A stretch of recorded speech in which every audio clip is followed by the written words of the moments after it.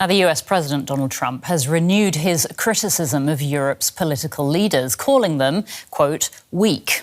Speaking with the news outlet Politico, he said European countries had failed to control migration and to end the Russia-Ukraine war.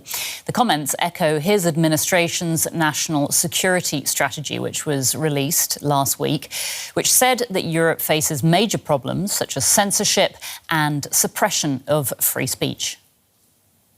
They're not doing a good job. Europe is not doing a good job in many ways. They're not doing a good job. I want to ask They you talk about too that. much, and they're not producing. We're talking about Ukraine.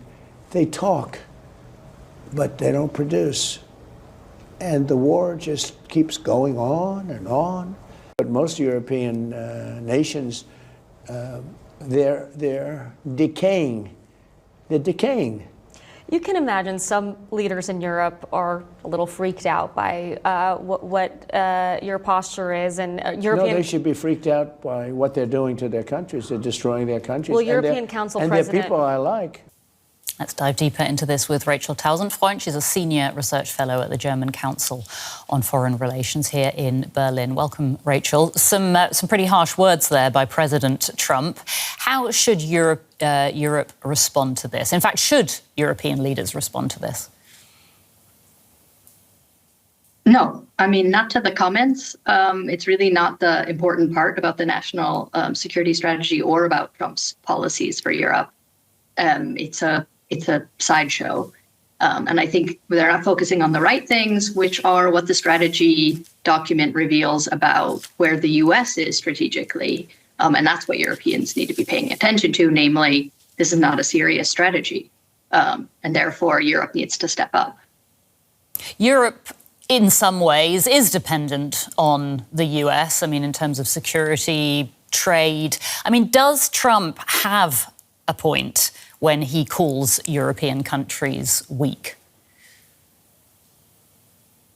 Europe isn't weak, but it's not as strong as it needs to be. And I think you see the acknowledgement of that in Europe. I mean, this is why they went from not even meeting the 2% of GDP spending that was deemed necessary defense to now promising 3.5 plus 1.5, right? So the Europeans themselves have recognized, yes, the dependence that they have on the U.S. in terms of security is too much. And the situation with the war in Ukraine merits a much stronger response. Now, hopefully, Europeans will follow through on this new policy and this realization.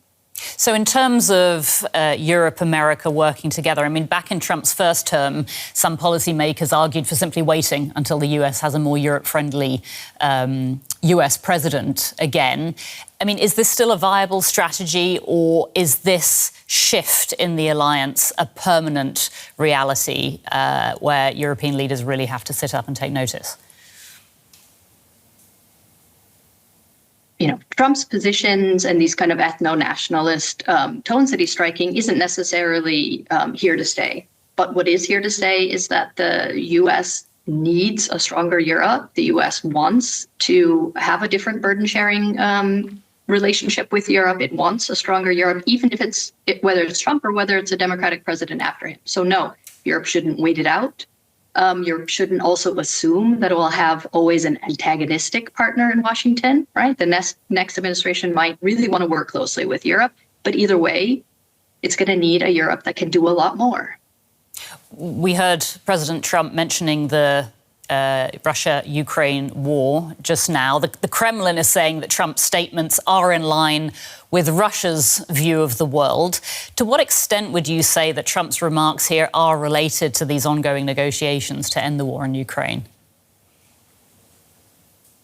I think his remarks in the interview aren't necessarily related to negotiations with Russia. I mean, these ideas about the replacement of white Christian Europeans with others, these are really powerful, really common ideas in the far-right spectrum across Europe and in the United States. And Trump and his administration are very much connected to and part of that spectrum.